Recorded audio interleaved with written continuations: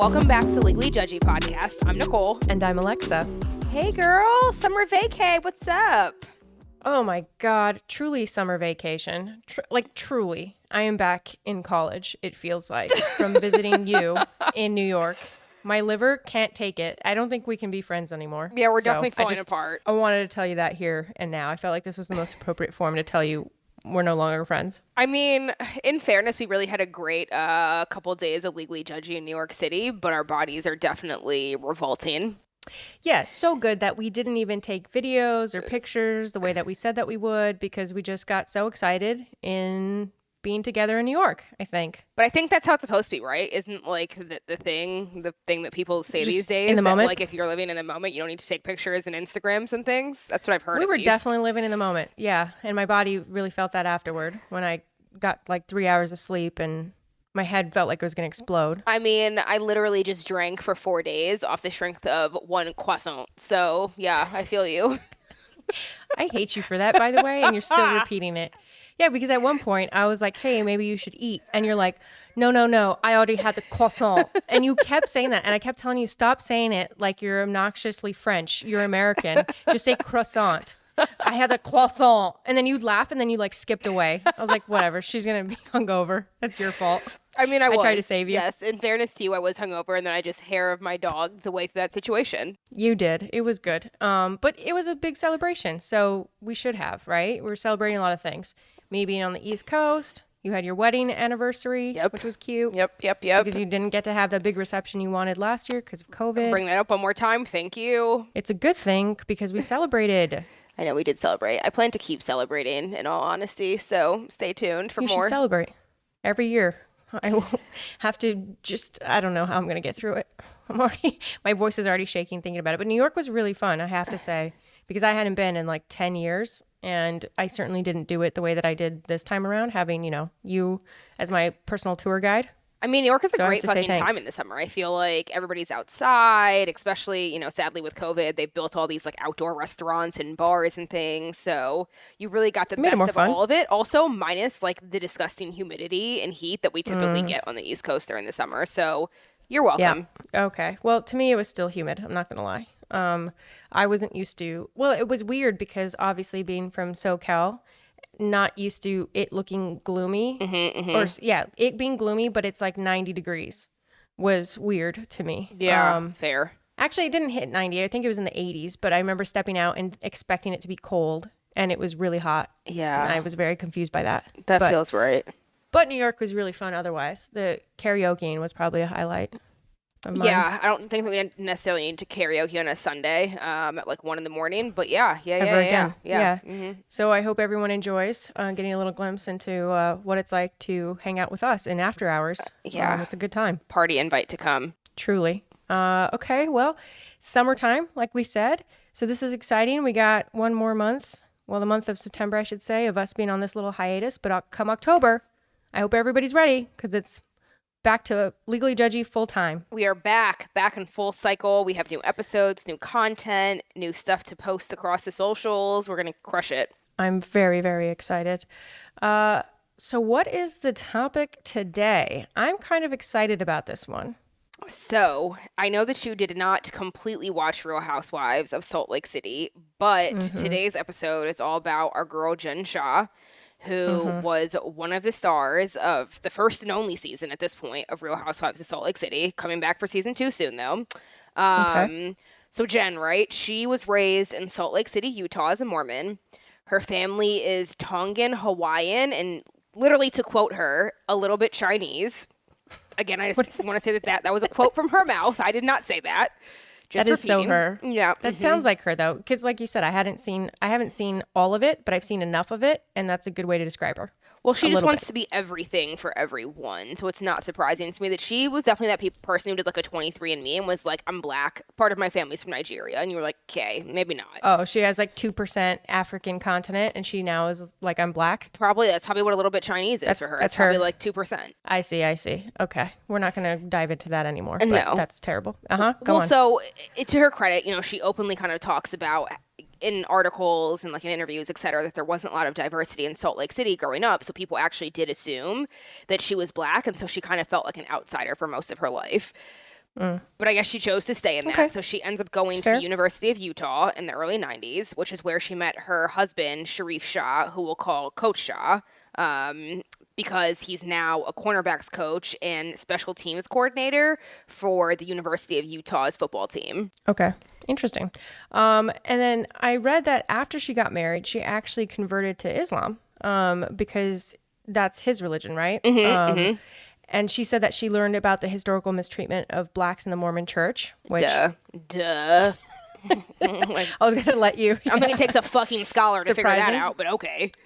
But to your point, like she's raised in this very white community where probably she didn't have anything other than that. So why question it? And maybe she grows up and like learns the truths about something that you wouldn't have questioned otherwise is what it sounded like to me. Fair. And so she said basically that she couldn't justify being in a church that wouldn't accept her husband and future kids because of this, right? Which obviously some things in the Mormon church have changed now, but they definitely had that history. So their kids being very cute, by the way, Sharif Jr. and Omar.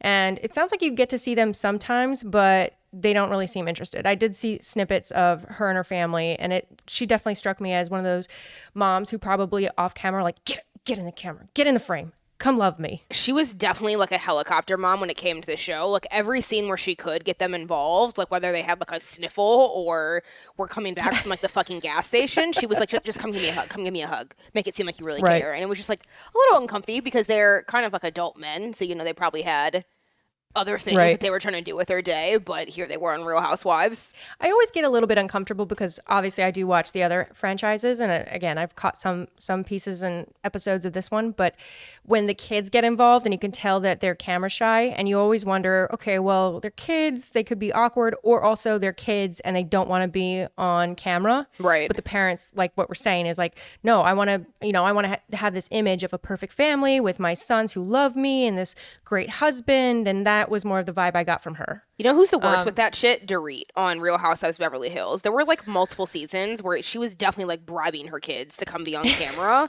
and like look cute and tell her how much they loved her. Yeah, whenever it's too affectionate, oh sweet, I can't even impersonate her terrible accent, by the way, because it doesn't make sense. Her There's no like rhyme or reason to it. Yeah, but she's like, oh sweetie, what can I do for you? Da, da, da. And I'm like, stop it. You don't act like that all the time. You cannot. When the cameras are off, no. I more respect the parents who are like sarcastic and kind of real with their kids, or they're like, hey, pay attention, or it just seems fake. Yeah, too contrived. Agreed.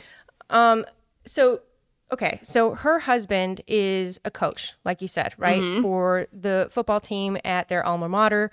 And one of my favorite things that she has said is that she says that sometimes they have a FaceTime marriage because he travels so much for work. That's romantic.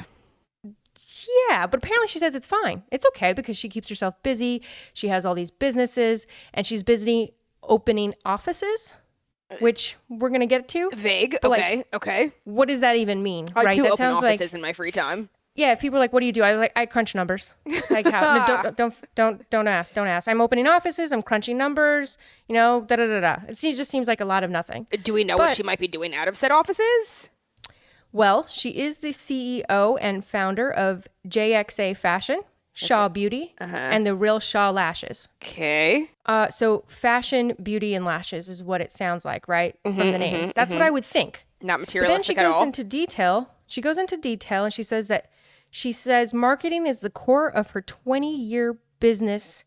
And she basically does like direct response marketing with 90% of her businesses being online. So that's where I get kind of confused, right? Because I don't really know this world, but I hear fashion, beauty, and lashes. I would think most of your business would be selling fashion, beauty products, and lashes. But then she says most of her business is marketing. Maybe she opens the companies and somebody else like does the hard stuff behind it and she just works in like the marketing strategy. I don't fucking know. That's weird though, right? Imagine I said I have a lash company and you're like, oh, okay. So, well, you probably wouldn't even need to ask me what I do because I sell lashes. I would probably. Assume yes. And then you go, maybe you do ask though, just in case. You go, well, what do you do? And I say, oh, it's marketing. It's mostly marketing. And you're going to be like, well, where are the lashes? It's like when drug dealers say, like when you ask them what they do and they're like import, export. And you're like, tell me more about that. Like, what are you importing and exporting? Cross-border trading. Yeah. Is what I do. And don't ask questions. International sales. Okay. Yeah, exactly. Exactly. So she says that she used to specialize in infomercials, direct mailing, and print. Again, don't ask me what that means, but that's what she said. Okay. And that she said she loves numbers, spreadsheets, algorithms, data points, and other stuff people find boring. Yep. So definitely import-export for her. Okay. It's an import-export. Yeah. That's exactly. Just don't ask. That's what it says. Don't ask me fucking questions. I'm going to throw like a little bit of every. It reminds me of being at the law firm when I was learning real estate finance, and people would use all these acronyms, and I'd be like, what EBITDA? You know, what's the EBITDA? EBITDA. I'm like, I loved EBITDA. What are you talking about? Oh, yeah. Did you see the stock market with the, the interest rates and the inflation? And I'm like, what are you talking about? I have no idea what you're saying right now. It's fine. We're just not smart enough, not highbrow. No, I'm not. She joked that she's the Wizard of Oz, which was one of my favorite things. She said she's the person behind the curtain that nobody sees and nobody knows how things are working. I feel like she probably regrets saying this. I mean, we're going to get into it when we get to her claims, but this is probably one of her bigger regrets of things said in past interviews. I'm be really honest with you. I would imagine the government has this like peeled out of an interview and like taped on a massive like dry erase board that they're going to use when trial gets started. I feel like we can create a really funny meme about this, by the way. Can we do one where it's like the Wizard of Oz, but then, Dorothy pulls the curtain back and it's Jen Shah there? Let's do it. Let's do it. Freaking fraud. I wonder if she finished the movie. Does she know what that even means? I'm going to be honest with you. I haven't seen The Wizard of Oz, so... What? I know. I'm sorry. I'm a disappointment to We are pausing this episode everywhere. to discuss the fact that you have not seen Wizard of Oz. I'm sorry. What are you talking about? I know. Really? I know. It's fine. I mean, it is pretty Caucasian, but it's still an American classic. But you also know that there was a period in my life where I was not indulging Watching in the pop television. cultures and I was doing workbooks. And so, but that's how I spun like full circle into being all about pop culture because I was deprived. You were just all about the algorithms and the spreadsheets and the data points. I love the numbers. That's what you were doing while I was over here watching Wizard of Oz. JK. But that's funny, actually. So you haven't seen it, but you know who the Wizard of Oz is. I mean, I vaguely know who he is, but I think it was like the remainder of the quote where she's like, she's a person behind the curtain that nobody sees and nobody knows how things are working. Like that just doesn't seem like like the best thing to say about yourself if you're trying to pose as legitimate business. I'm going to use this point to then really hammer home why this is such a terrible analogy for her, because the whole plot of the movie is everyone thinks that this wizard is a true wizard that has magical powers and can grant you wishes essentially, and then come to find out that he's a fraud. And so was Joanne the scammer the whole time? Literally, he just does things to make it seem like he has power, but he really has none. And it's like this guy, it's like a normal guy who's that sounds about right for men generally, but yeah. Okay, back to Jen Shah. That was a very important point that we had to touch on. Well, so Jen joins Real Housewives of Salt Lake City cast in 2020. And like I said before, it was the first season for that city. She ends up being one of two women of color on the show, which is pretty impressive, I guess. I mean, for me, it felt that way given the city. But somehow, like, Orange County hasn't had any woman of color. Beverly Hills and New York took like forever. So like maybe it's not that impressive. I don't really know. It's 2021 and that should not be like an accomplishment. But she was on it. I couldn't stand her. She was interesting to say the least. She was just super fucking obnoxious. And she was always like, she would get drunk and then like cry about things that were seemingly very unrelated to what she was crying and screaming about in the moment. And I was just like, how many times are we going to do this run around? Do you think she was doing it for attention or something, like to create plot lines for herself on the show? For sure. She was like the least interesting of everybody. I mean, she, as you know, we'll come to find out, she didn't really have anything going on for herself. Her husband was definitely avoiding her and using work as an excuse. He probably wasn't even coaching during the season and was like, I can't fucking be bothered with you. So she was the worst. Yeah, because like I said, I, again, did not watch the entire thing, but the snippets I did see, well, one, I became very intrigued because my wife was watching it. And then I heard her fighting with somebody and they cut to like a little confessional and there's a comment about her smelling like a hospital. Yeah. And I was like, wait, what? Like I think I was going to the kitchen for water and I heard that happen and I turned around and I sat down and I started watching.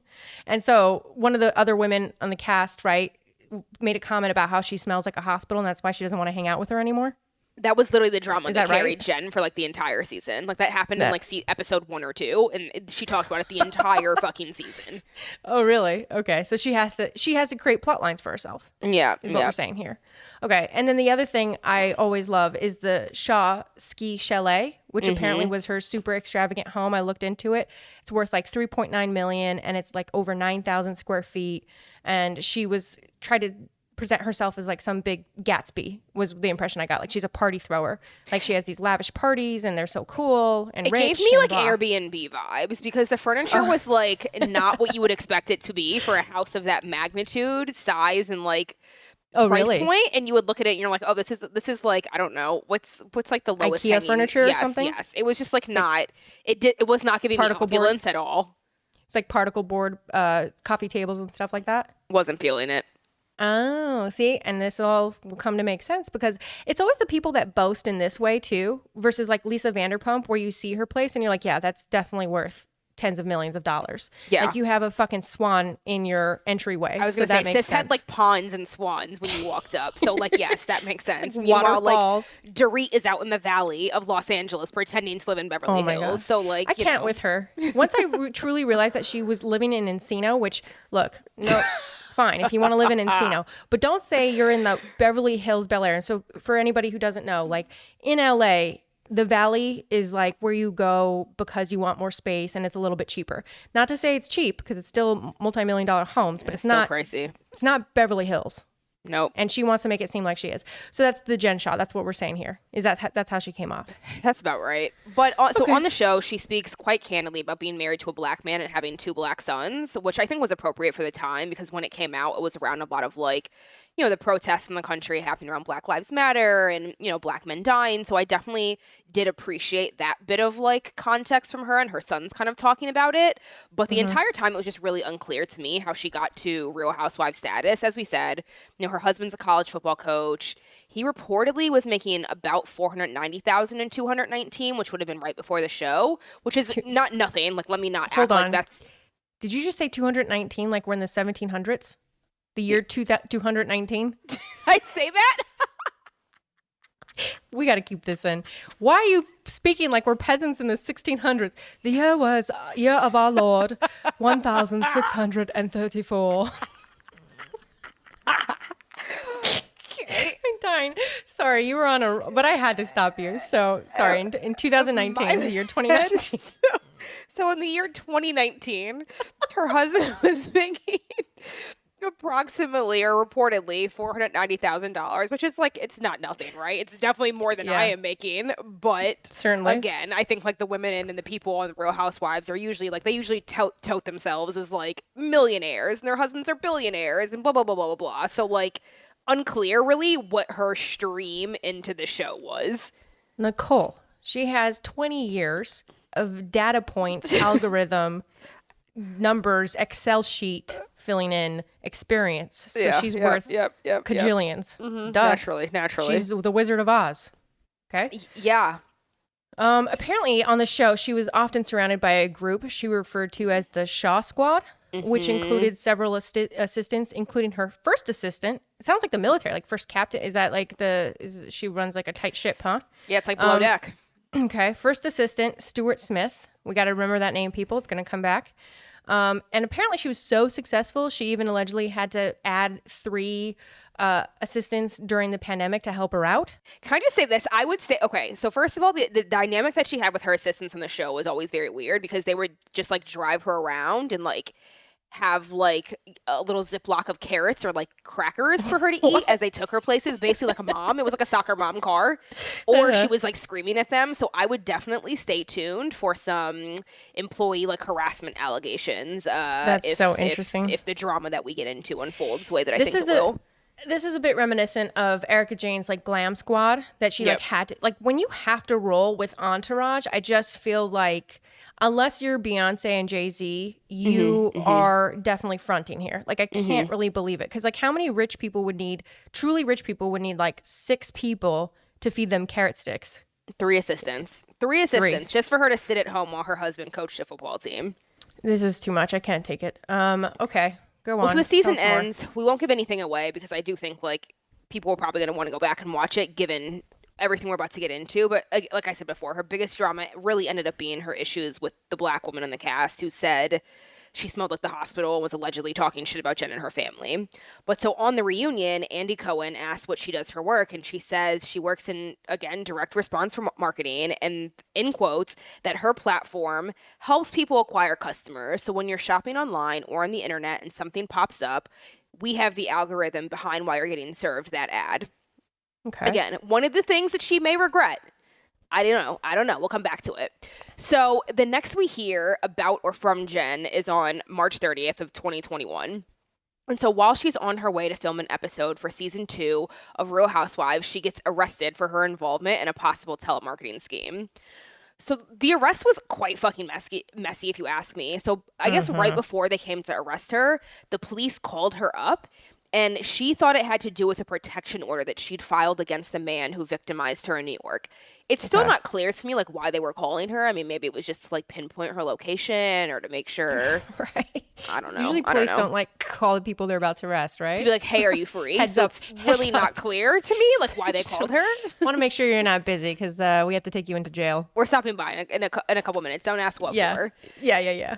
And so then when they arrive, they like try to arrest her, and she thought that she had that they had mistaken her identity. So she's causing like this big fuss.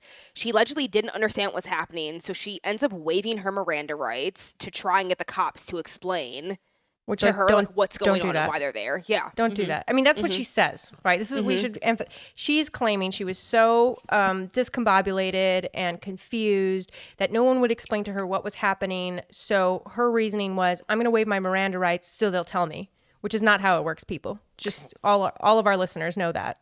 And as a reminder, for all of our very smart listeners, Miranda rights are the ones where you say, like, you know, you've got the right to remain silent, you've got the right to counsel, like all of the things that basically say, like, you don't have to talk to us right now. And you don't want to waive them, because then anything that you say to the cops after that can be used against you in a court of law. As Olivia Benson always taught me. Yep. And if you are confused, just stay silent and just say, I want to make my phone call. Yep. Okay. So let's get into the charges because, you know, she said it was a mistaken identity. So let's see if it was. She's arrested on 2 counts. 1, conspiracy to commit wire fraud, which has a maximum sentence of 30 years, and conspiracy to commit money laundering, which has a max sentence of 20 years. That apparently happened across 5 states: New York, New Jersey, Arizona, Nevada, and Utah. That we know of, but let's see if more comes out, because you never know. In connection with allegedly running a national telemarketing scheme that targeted elderly and computer illiterate people. So let's break down the legal stuff. Nicole, can you give us that info? It's always me. You're the smart one in this relationship. Allegedly. So a conspiracy is an agreement between 2 or more people to commit an illegal act in the intent to basically achieve the goal of that agreement. So 2 people come together to say, hey, we're going to rob a bank, and they have the intent to actually rob said bank. That's a conspiracy. And that was, again, one of the counts. The second count was wire fraud. So that's just fraud, any type of fraud that involves the use of telecommunications or the internet. And as Alexa said, you know, she was allegedly kind of running this scheme that was targeting people who were computer illiterate, but through the computer, essentially. And then there's the money laundering piece of things. So, which I don't know that we did talk about how she conspired to commit money laundering. So basically that means the illegal process of making large amounts of money generated from criminal activity appear to have been generated from a legitimate source. So what that means, okay, before you can put money into a legitimate financial institution like a bank, criminals have to make the money look legit and clean because, you know, banks will often ask for records of like the funding, etc. And so criminals will put the dirty money in quotes into a legit financial system. I think people often joke about like laundromats and grocery stores, and they'll try to conceal the real source of that money with like hotels with like various transactions and bookkeeping tricks that will again make that dirty money look clean. This reminds me of Ozark. Did you watch that one? I saw some episodes with the husband. It was a good show. It's a good show. It was a good one. Because I always was confused by money laundering, to be honest, right? So like the way that I actually learned a lot from that show. It was a great show. I'm just kidding. Like, you don't, it's not an educational one, but it's really like, entertaining. Take tips and tricks from there, but all right. Yeah, I got a conspiracy to talk to you about after this, but offline. So basically, it's like if I make $50,000 a year, right, and then all of a sudden I have a bank statement where $20 million gets put into my bank account, that's pretty sus. Like, where did the 20 million come from? So the idea is money laundering makes it look like it's legit. So basically, I'm going to have to look like I'm doing all these different businesses to generate that 20 million. And so basically, you cook the books, right? So let's just say your example, like a hotel. So maybe you say, maybe housekeeping really costs, I don't know, $5,000 a month, but you have to pad it, right? Because I need to make the 20 million look legit. So let me say housekeeping this month was actually 8,000. So there's my extra 3,000. And then you keep chipping away at the overall amount that you want to put in your pocket and make look legit. So that's essentially what people have to do to try to cover their tracks. So specifically here, the government is alleging that she, along with her first assistant, Stuart Smith, who we previously mentioned, and who apparently had some great moments on Real Housewives. Was he a highlight for you, Nicole? He was definitely a highlight. That poor man. I know he felt so emasculated by the time that show was over, but I'll let our listeners find out for themselves. All right, I'm going to have to watch after this. So the two of them, along with about 24 other people, allegedly defrauded hundreds of victims, particularly seniors, so we're talking like 55 years and older, by selling them so-called business services, in quotation marks, for their purported online businesses between 2012 through like this year, to like I think March 2021. Yeah, I think that's right. And like specifically, Jen and Stuart would allegedly set up several shell companies and scammed people by compiling lists of potential victims, and then they'd contact them via like telemarketers that operated out of several states, the ones that we had mentioned, under the guise that they'd make their businesses more efficient or profitable, and would offer services like tax preparation and website design, even though many of their victims didn't even own a computer. They didn't own a computer. So what online businesses did they have? Yeah, it's so sad. After Jen and Stuart would scam their victims, they then allegedly sell the list of those same victims' information to other companies who then scam them again. And so then those these companies, people twice. That's so fucked. Yeah, twice, 3 times, however many times they could basically squeeze out scamming out of them. Yeah. And then those companies would give Jen and Stuart a cut of that money. So they're getting like money after money from the same people. It's so sad. Yeah.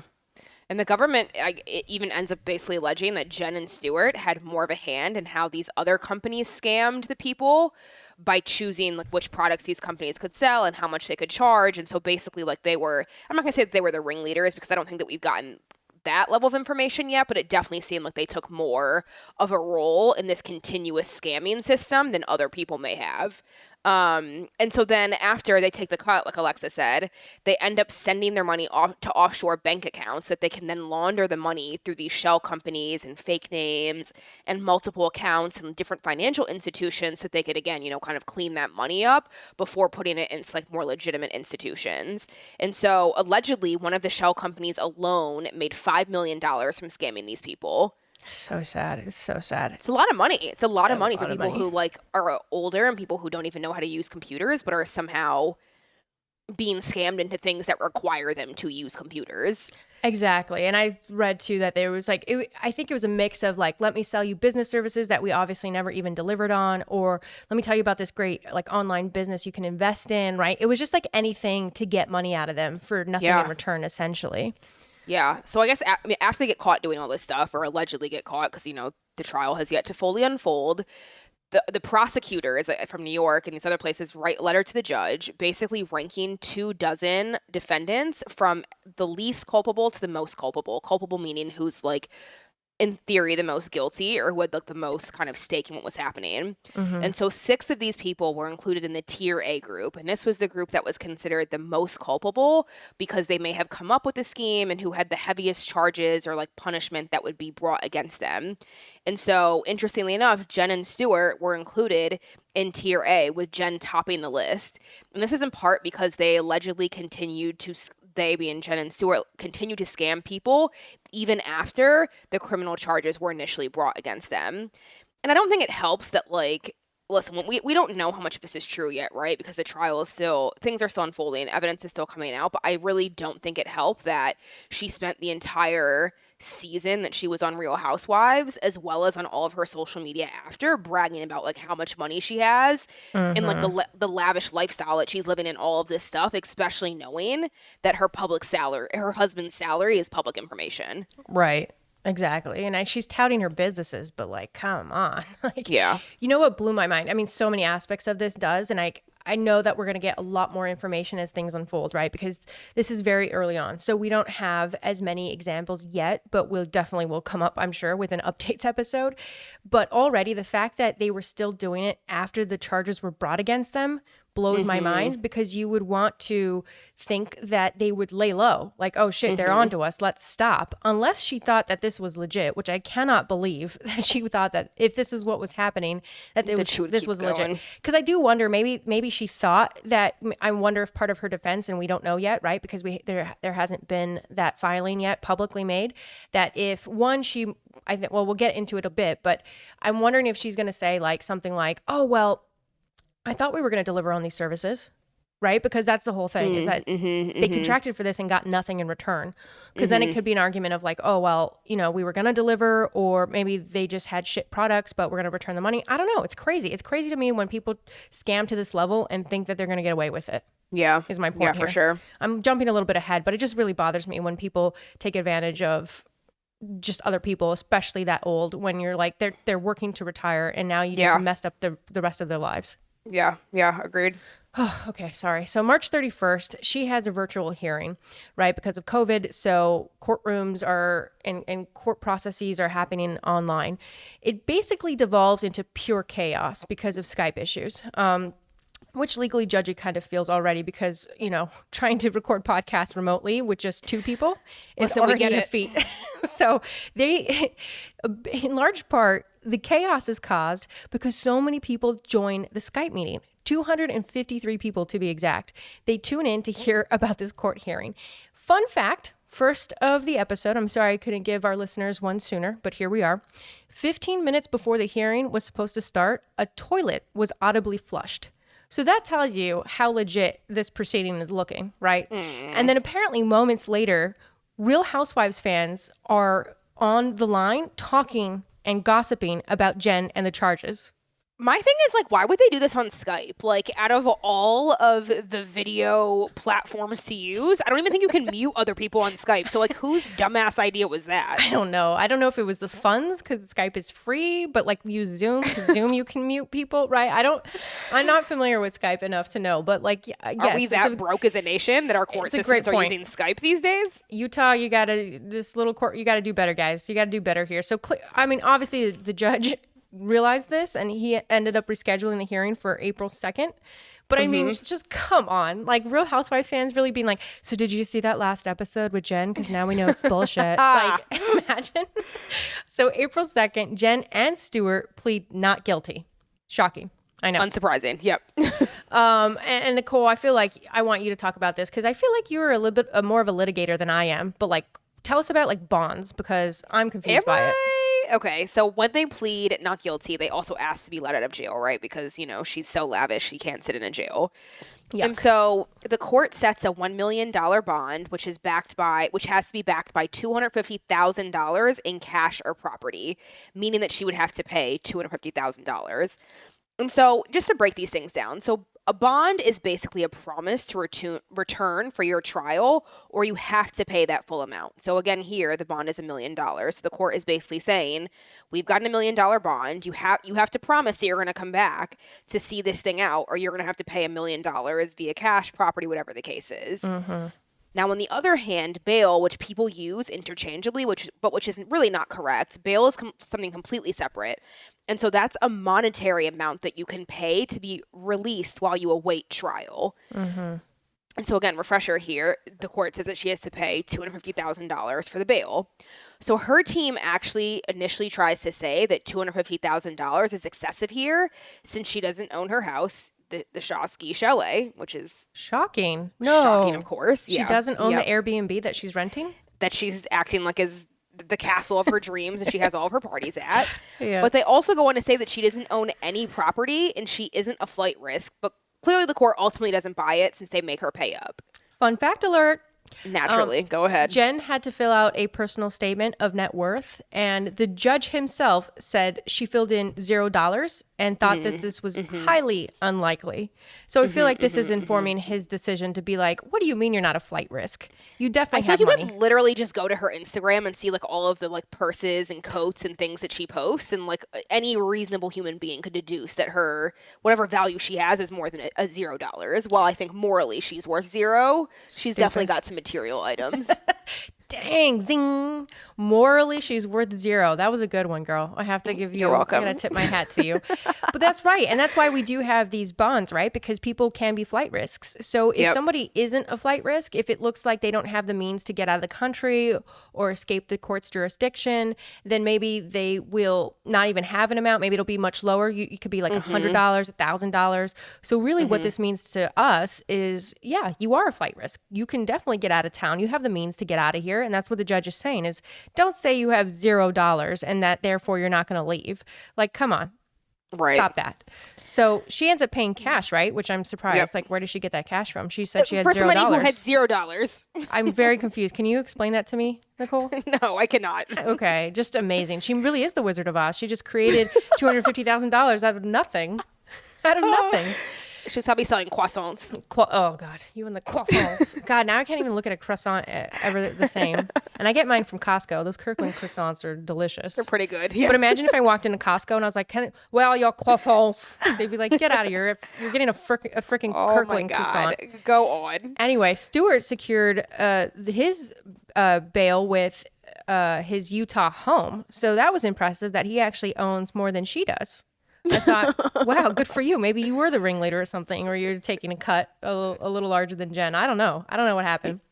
But on top of the bail, Judge actually has a few more orders for both Jen and Stewart. Just a couple. Get ready for this. Gross. They can't speak to each other. They can't engage in any telemarketing, which to me was shocking to hear. The fact that they even had to say that is like, what are we working with here? This poor judge must be used to this kind of shit, right? Like, he's like, by the way, to the bank robbers, no more robbing banks, please. Thank you. Talk to you in a few months when we have your trial.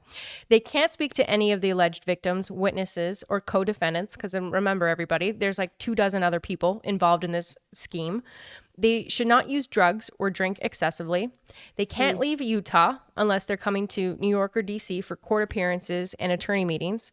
And both have to surrender their travel documents. Their assets were frozen, and they can't make... Q&A. I have a question.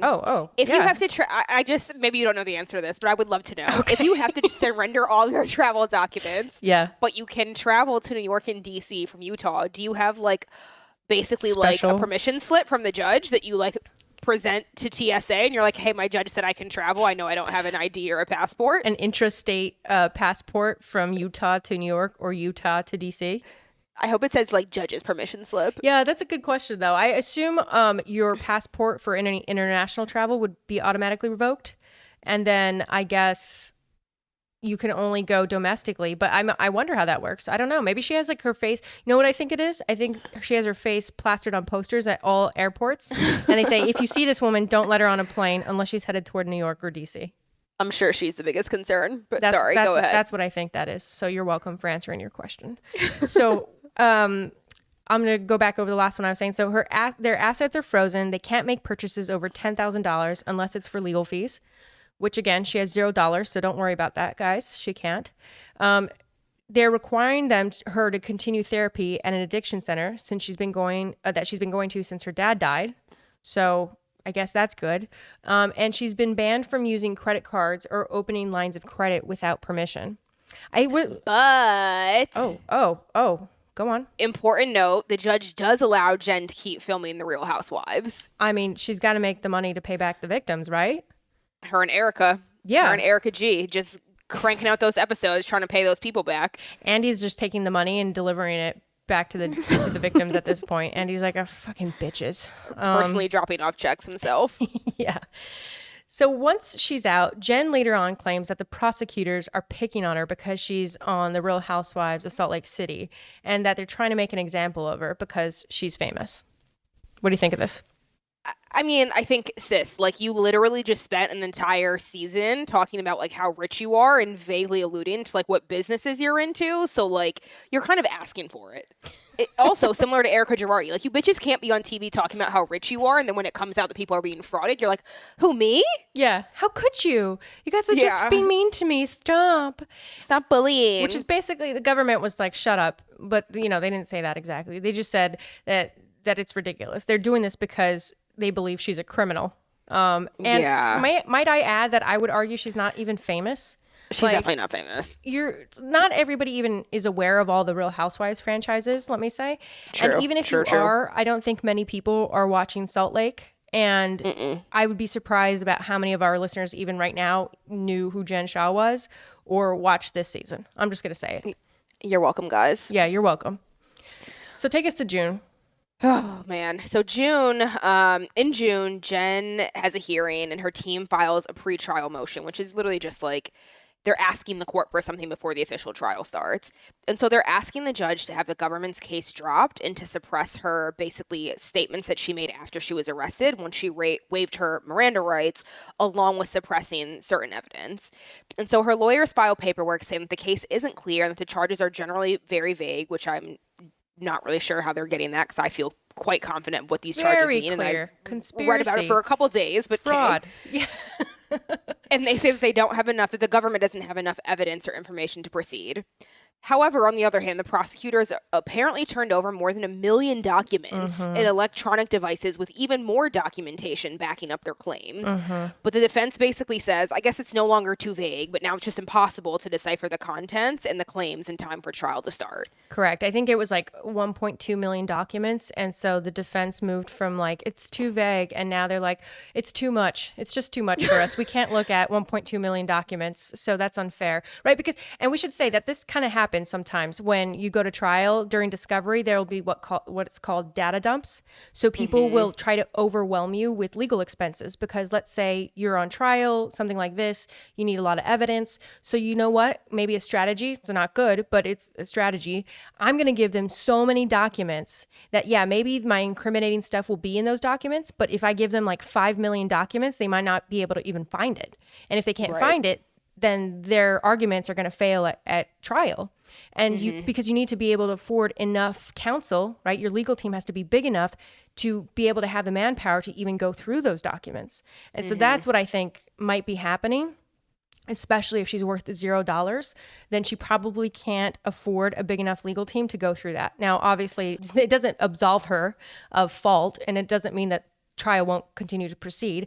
They might get an extension. Well, we've also talked about the fact, right, that including Tom Girardi himself, there are attorneys called contingent compensation attorneys, or contingency attorneys, where like essentially they are not taking any money from you until the case is concluded. And so if you win, they'll get a certain amount of those cuts, whatever, but like they're basically not taking any money in advance. So she could, in theory, hire one of those teams of attorneys who are capable of digesting all of these documents, irrespective of like how much value she does or does not have. Yep, good point. Okay, so back to this trial, or back to the pretrial motion. So her team also says that the police coerced her into waiving her Miranda rights when she was arrested, and even coerced her into making incriminating statements that she now wants stricken from the record. Not sus at all. I feel like if you're worried about making incriminating statements, like... Probably made. And that's not to say that this doesn't happen, right? In other people's lives, where it definitely has happened, where it's quite possible that police have coerced people, and it has happened. They do coerce you into doing these things. That is not taken away from those instances where, again, we've told all you guys, do not waive your Miranda rights. Do not say anything to the police until you can make your phone call, get an attorney. But here, specifically with Jen Shah, I'm not buying it. I think that they probably should have just left it at like they coerced her into waiving her Miranda rights so that everything after that would have been stricken without like having to call them incriminating statements. That's what got me. Like if your own attorneys are basically saying that she may have made some statements that were incriminating, you don't want to characterize those statements that way. No. And only in some, I should say, in some of the articles I read that that's what they said. In others, they just said that they want some of her statements removed. But same thing to me. It's implicit, right? Why do you want some of those statements removed? Because she must have said something that she shouldn't have said. That she probably didn't want to, yeah. Well, so here specifically, they say that she basically signed the waiver of her Miranda rights without knowing what she was signing because her contacts were dry. She couldn't read. Yeah, because you have to basically you have to sign each waiver, right? I waive the right to an attorney. Sign it, right? But the cops claim they helped her fix the issue with her contacts before she signed the waiver. On top of, they have to read it out loud to you. And then they Can I also questioned just say that as somebody who has contacts, as an avid contact wearer, at no point in time have dry contacts stopped me from being able to read something. Yeah. And the thing is, and I think I may have put this later but I want to say it now, that the whole thing was recorded. So you can go back and watch it. Obviously, we don't have access to that video, but presumably you can go back and watch her whole arrest. And maybe she's like, Anna, my contact is too dry. I can't read. And you hear the cop going, and you hear the cop going, we waive your right to an attorney. And she goes, what? I can't hear you. My contact is dry. I just don't get what the response is at that point, you know? Well, the cops also claim that they even helped her fix the issue with her contacts before she signed the waiver. I guess by, to your point, reading these waivers out loud. Oh, I thought they had made it contact juice to make it wet for her. Yeah, I mean, they do have those like re-wetting drops. Like maybe they had some of those handy. I would not have taken those out of a cop station, but like whatever, that's one option. Okay. But basically, they had like remedied the situation before moving on and questioning her. Okay, got it.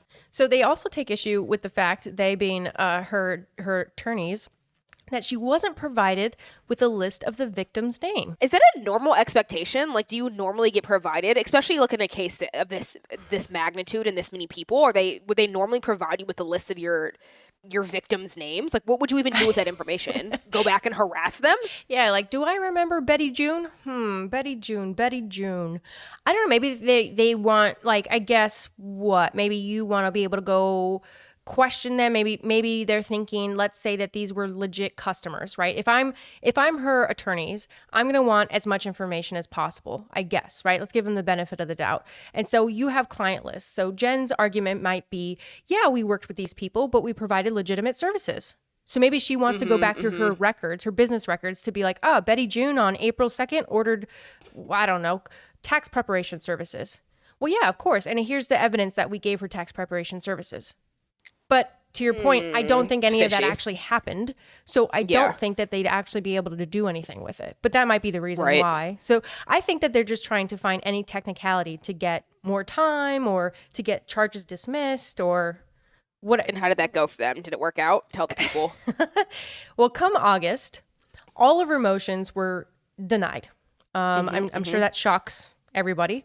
And trial was set for March 2022, or as Nicole would call it, 2022 AD, in New York City. Some reports say that the trial will be set for October, but there's going to probably be a lot of delays because of COVID and the lack of resources in courtrooms. So more likely than not, it'll probably get pushed to next March. Judge basically says there's nothing to back up her motion to dismiss. Right. So this is what Nicole was saying, the pretrial motion. Attorneys want to not go to trial. It's expensive. For Jen, it's not looking good. So they want to try to just say, Judge, just call it. Call it right now. Nothing. There's nothing. There's no reason we need to go to trial. Basically, Judge says that he found that she had waived her Miranda rights voluntarily. Like I said, the whole thing was recorded. So presumably he watched the video and said, no, sorry, Jen, you did waive them. So trial is going on. Sorry. So sorry, Jen. Where do things stand now? I mean, things aren't looking great for her. So to start with, her first assistant, I should say, let me put some respect on his title. Get his title right, girl. I put some respect on that shit. Her first assistant, Stuart Smith, was offered a plea deal. And so people think now that he's going to accept it. Unsure, like what the rumors are behind the scenes. People think that he'll accept, but maybe it's because he just like doesn't have the resources and the clout that she does. Not clear. But so if he, takes this plea deal and pleads guilty or like whatever, variation of the charge he's going to do, presumably he's going to testify against her because to get the plea deal, you often have to give evidence against other people.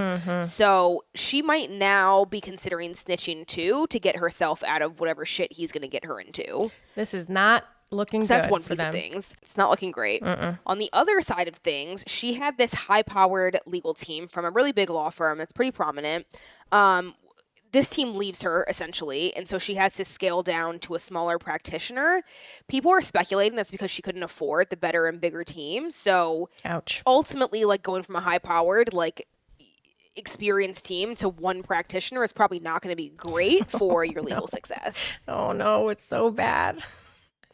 I feel bad for her. So, like we said, trial is probably not going to start for some time, right? Probably not until March.